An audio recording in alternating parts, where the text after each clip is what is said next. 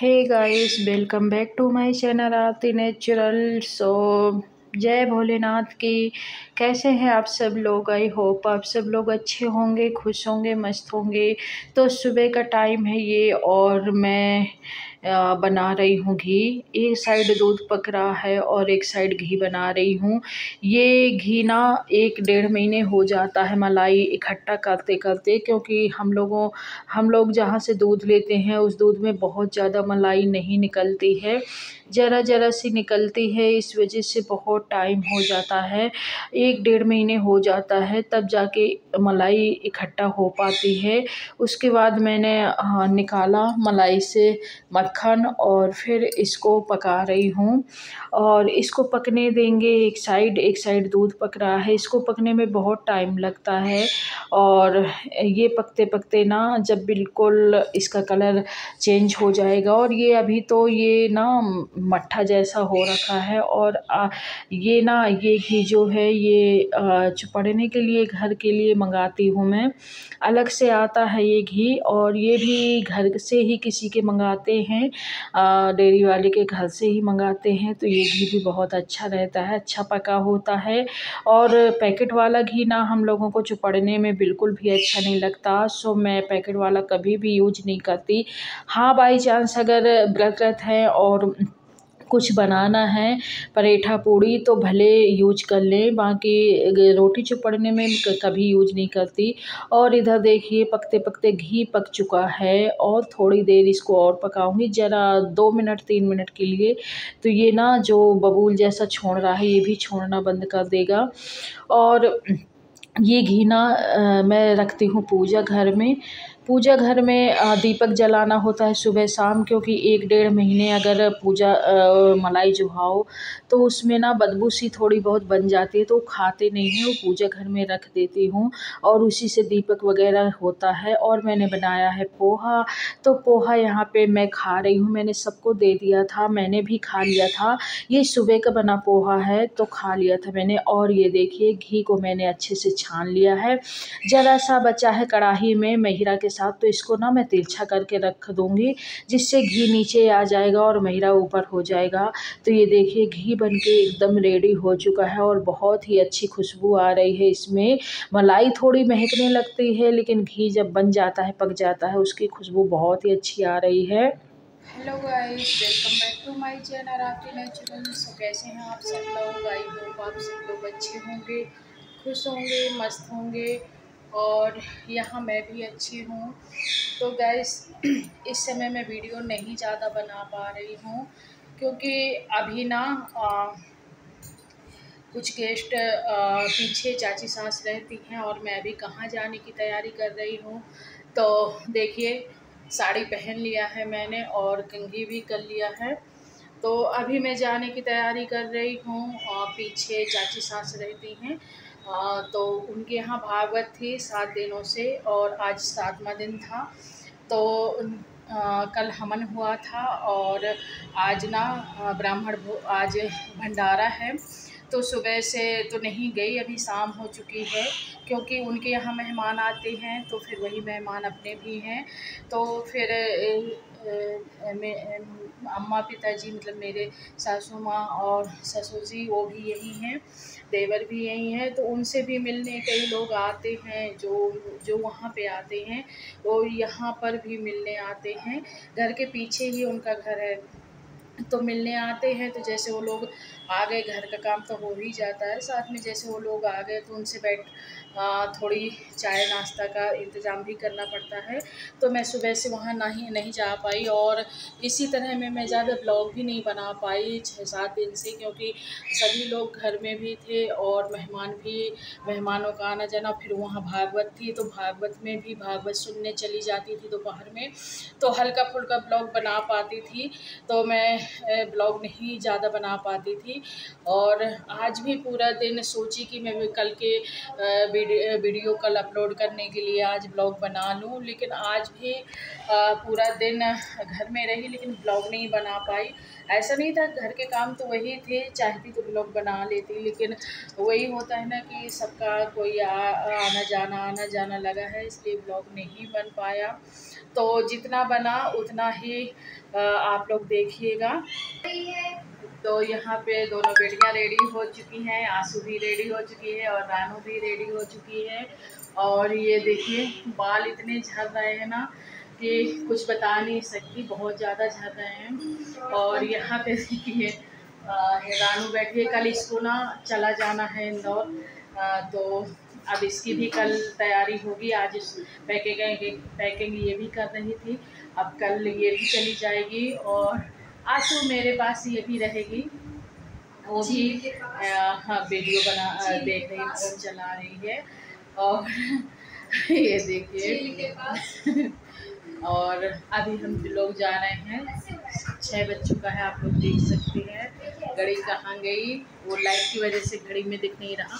शाम को 6 बज चुके हैं और अभी वहाँ चलेंगे। तो बच्चों तैयार हो जल्दी, और हाँ सब्सक्राइब करना भूलना मत। सब्सक्राइब करना ना भूलिएगा और लाइक ज़रूर करिएगा। आपके एक लाइक से हमारा मनोबल बहुत बढ़ता है। और हाइप, साथ में हाइप भी करिएगा, ठीक है, क्योंकि लाइक उसमें हमारा पैसा नहीं लगता, हमको पैसा नहीं मिलता आपके लाइक से ना, आपका कुछ जाता है। बस अगर करेंगे ना तो हमको बहुत अच्छा लगता है। और चलिए अभी मैं चाची के यहाँ खाना खाने जा रही हूँ और फिर आगे से टाइम से ब्लॉग बना के दूँगी, क्योंकि अभी तो बहुत बिजी चल रही थी, बहुत ज़्यादा बिजी चल रही थी।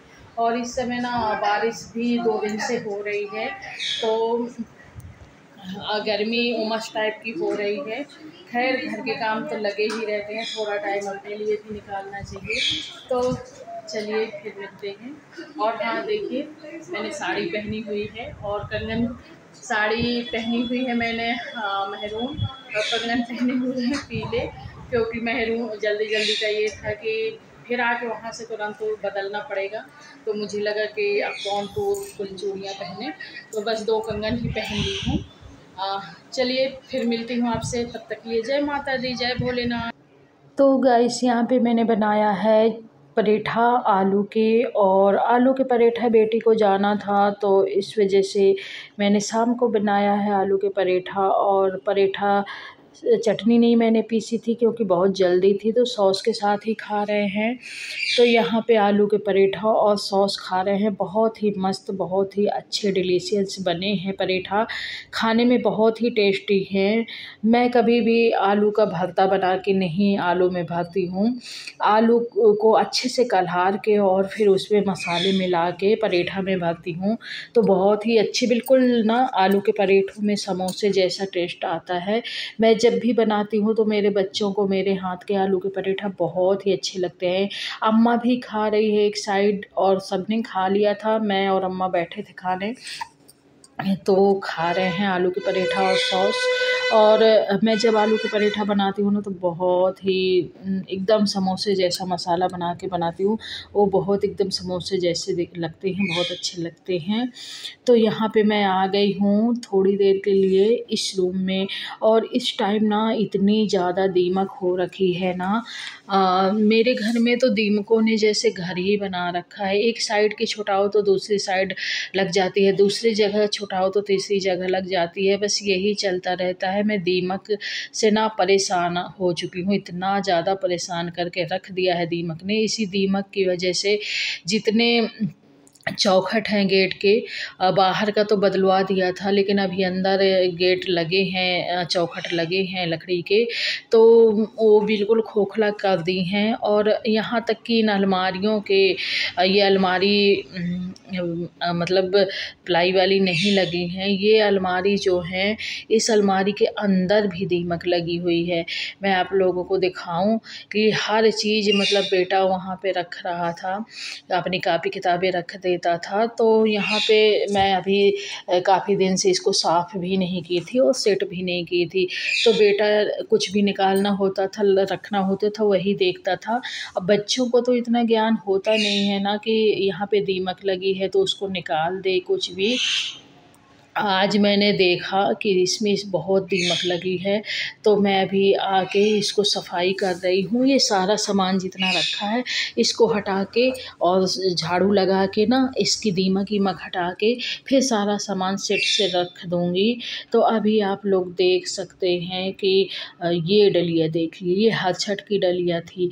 इस डलिया के आगे पीछे आप लोग देख सकते हैं कितनी ज़्यादा दीमक लगी है। आप लोग बताइए क्या सामान कहाँ रखूँ, समझ में नहीं आता। कोई भी सामान कहीं पर भी लुका के भी रख दो ना तो मेरे घर में इतनी ज़्यादा दीमक आती है कि हर चीज़ में देखिए दीमक लग रही है।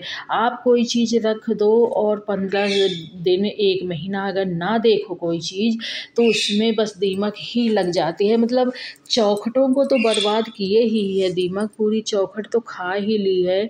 लेकिन अभी कोई भी चीज़ कहीं पर भी रख दो, आप देखो तो बुक रखी हैं, बुक में भी दीमक लग रही है। डलिया रखी है, डलिया में भी दीमक लग रही है।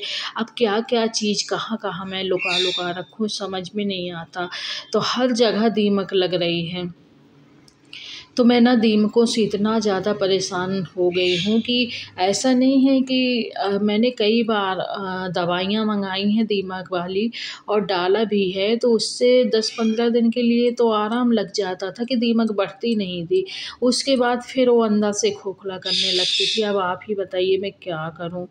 तो गाइस यहाँ पे मैं बहुत ज़्यादा इस समय बिजी भी चल रही थी और बिजी तो हर हाउसवाइफ होती ही है, क्योंकि उसको सुबह से शाम तक बच्चों को देखना, घर को देखना, गृहस्थी को देखना, सब उसी को करना पड़ता है। और फैमिली में भी इस समय मेरे घर में देवर, सास, ससुर सभी लोग आए हुए हैं, रुके हुए हैं और उनको शायद अभी रहना भी है काफ़ी टाइम तक। तो और भी ज़्यादा बिजी रूटीन हो जाएगा मेरा।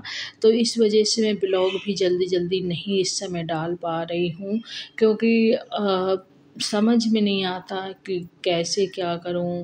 तो ये बिजना है, बिजना जानते हैं हैंड फैन। तो ये है जब बहुत पहले जब हम लोगों के यहाँ गृह प्रवेश हुआ था तब यहाँ पे इन्वर्टर नहीं था और इन्वर्टर आया था 7-8 महीने बाद। तो गर्मी का सीज़न था तो अम्मा मेरी अम्मा ने 2 बिजने इस तरह के दिए थे कि गर्मी लगे, ज़रूरत पड़े तो यूज कर लेना। ये बिजने जब भी यूज करने का मन होता है कर लेते हैं, वरना रखे रहते हैं। बिजना तो है मेरे पास और भी। ये देखने में बहुत अच्छे लगते हैं, ये वाले हैंड फैन ना देखने में बहुत प्यारे लगते हैं और छोटे से होते हैं। इनको डुलाओ तो हाथ में भी दर्द नहीं होता, बड़े वाले बिजने डुलाओ तो हाथ में दर्द होता है। और अब हो चुकी है शाम, तो ये बन रही है मेरी शाम की चाय। तो शाम की चाय बनाऊंगी और शाम की चाय बनाने के लिए मैंने वही अदरक, पानी, चाय पत्ती सब डाल ही दिया है, दूध भी डाल दिया है। अब ये पक जाएगी तब फिर पियेंगे। और दोस्तों आप सबको मेरा ब्लॉग कैसा लगता है? अगर अच्छा लगे तो प्लीज़ लाइक करिएगा, शेयर करिएगा, सब्सक्राइब करिएगा। और अगर सब्सक्राइब कर रखा है पहले से ही तो आप लोगों का दिल से धन्यवाद। तो यहाँ पे चाय मेरी बॉईल हो चुका है तो मैं धीमा कर दूँगी और धीमी आंच में पकने दूँगी। चाय बनके मेरी रेडी हो चुकी है और अभी हम सब लोग चाय पियेंगे, एंजॉय करेंगे। उसके बाद फिर ना सबके लिए पोहा मैंने दिया है। और पोहा मेरे घर में ना पोहा बहुत पसंद किया जाता है। ये देखिए इसमें ना मूंगफली नहीं पड़ी, छोटी वाली बेटी ना बिना मूंगफली का पोहा खाती है। तो देखिए मेरे घर में पोहा बहुत पसंद किया जाता है। मैं फिर मिलती हूँ आपसे नेक्स्ट ब्लॉग में, तब तक जय